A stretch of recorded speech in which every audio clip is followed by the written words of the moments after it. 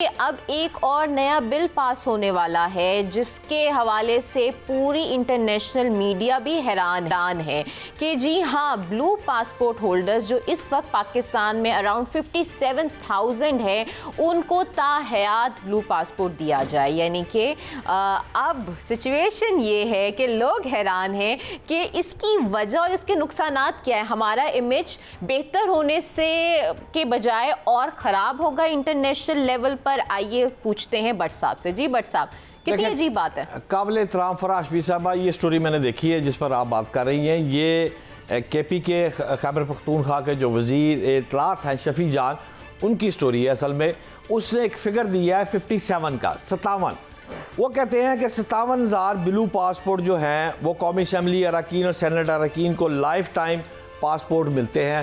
सानू भी जनाब दियो, असी भी जनाब पासपोर्ट लेना है, असी कल नहीं भी रहेंगे फिर भी ये पासपोर्ट हमको फॉर एवर जब तक तायात है हमें मिलनी चाहिए। यही सवाल है आपका? बिल्कुल ऐसा ही है।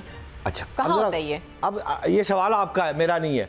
अब गौर करें ये बात आई क्यों, मेंटेलिटी क्या है, ये सोचे फराह हाशमी साहबा इस कौम के सियासतदानों की। जो मैं रोज आपको कहता हूं कि सियासतदान, और आप हमायत करती हैं सियासतदानों की, आप ब्यूरोक्रेसी के पीछे पड़ जाती हैं। ये मेंटेलिटी चेक करें। मैं अल्लाह की कसम खा के कहता हूं, लंदन में एक मेरे प्राइम मिनिस्टर साहब सफ़र कर रहे थे, जब मैं ट्रेन के अंदर घुसा वो भी अखबार पढ़ रहे थे, मैं भी बैठ के पढ़ना शुरू हो गया मेरे साथ। और इसके विटनेस दे देता हूँ, गौहर भट्ट साहब एक जर्नलिस्ट है और शफीक अवान साहब एक जर्नलिस्ट है, वो भी मेरे साथ थे। लेकिन सवाल ये है कि बाहर निकले और आगे गए बेनज़ीर मोहतरमा। मैं ऑल पार्टीज कॉन्फ्रेंस के दौर की बात कर रहा हूँ, लंदन में हुई थी। बेनज़ीर भुट्टो साहिबा, रहमान मलिक साहब वो वहाँ खड़े थे, हमने भी सलाम किया, जानते थे।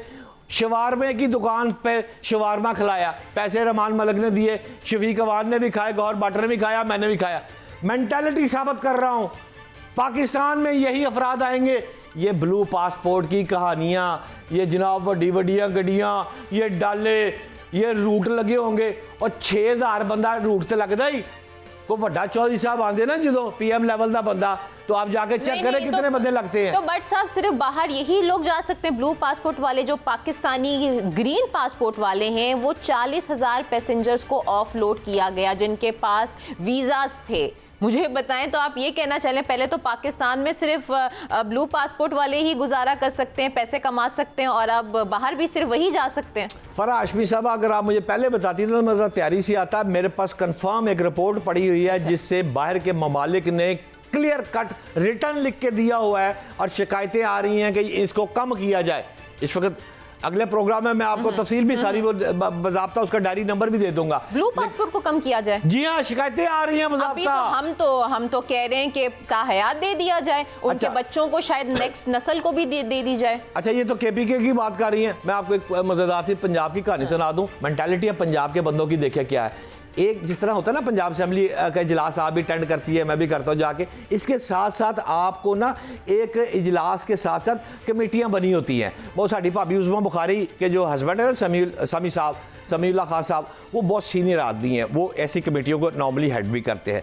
अच्छा, एक कमेटी का इजलास हो रहा था मुख्तसर, उसमें जनाब एक MPA थे ये रावलपिंडी से। वो रावलपिंडी साहब के जो MPA थे उनको DPO साहब पेश हुए, उसने सलूट नहीं मारा। उसने कहा मैं इजलास छोड़ के जा रहा हूँ, मैं यहाँ नहीं बैठूंगा।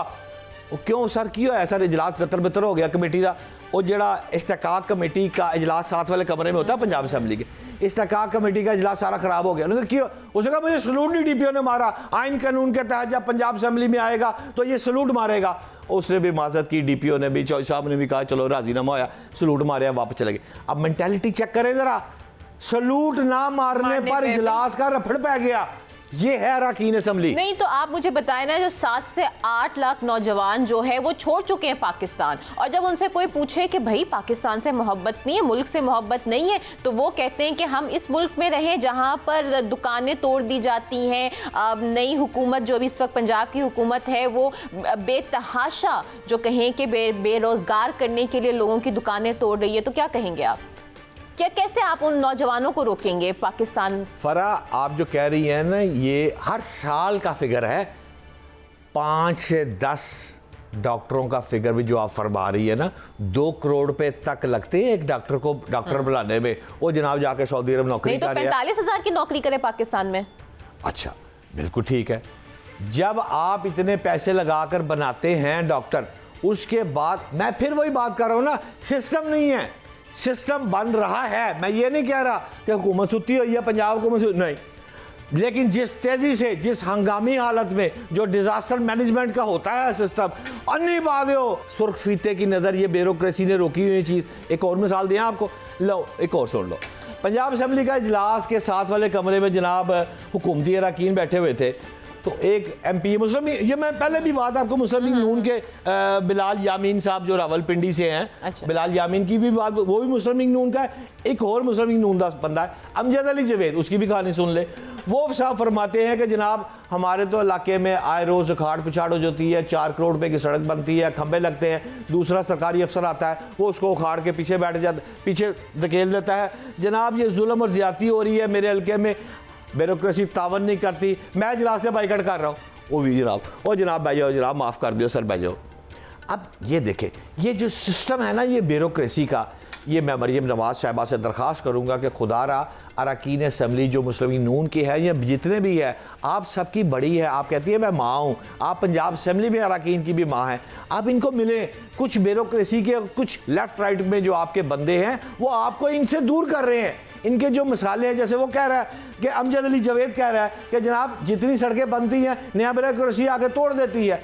पूछे ना क्यों कह रहा है, वो मुझे नहीं कह रहा, वो इजलास में कह रहा है। वो जनाब आपके government committee, Punjab assembly local government committee के इजलास में ये बात कर रहा है ना, क्यों कर रहा है? पूछे कहाँ से सड़क उखड़ी है, इंक्वायरी पुटअप करे।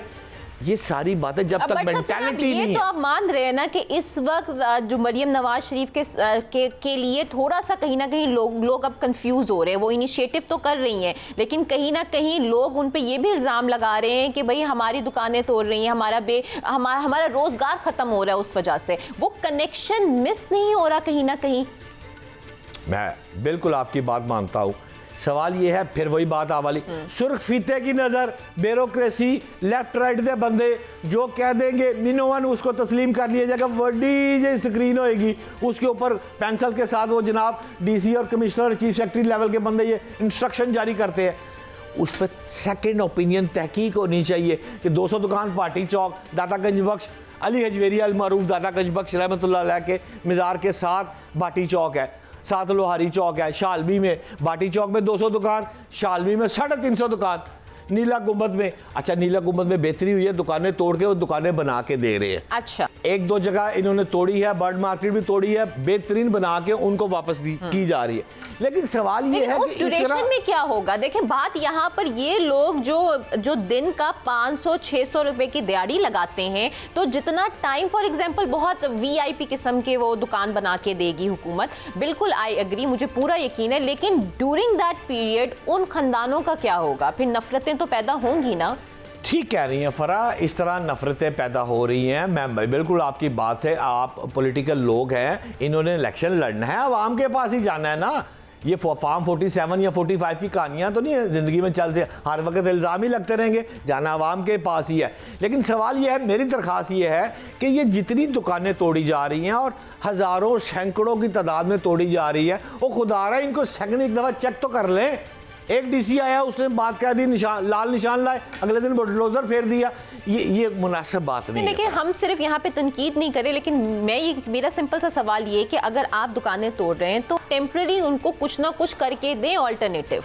और साथ ही साथ देखिए इस बात ये है कि सिर्फ अगर हम छोटी दुकानों की बात नहीं करें, हम बहुत सारी ऐसी सोसाइटीज़ के बारे में बात कर रहे हैं। बहरिया टाउन हमारे पास प्राइम एग्जांपल है कि उसको कैसे डील किया गया, वो भी तो फिर इलीगल ना फर्ज ज्यादती कर रही हैं आप। बहरिया टाउन की बात ना करें, आगे मलक रियाज बेचारा बाहर बैठा हुआ है और उसकी आने के और जाने की पाकिस्तान बातें हो रही हैं, और रोजाना TV पे चलता है कि जी मलक रियाज को गिरफ्तार करके लाया जाएगा, पैसे दिए जाएंगे। वैसे इतना मुश्किल कुछ ही नहीं हो जाए। आप मलक साहब को छोड़ दे, रहने दे, मेहरबानी करें।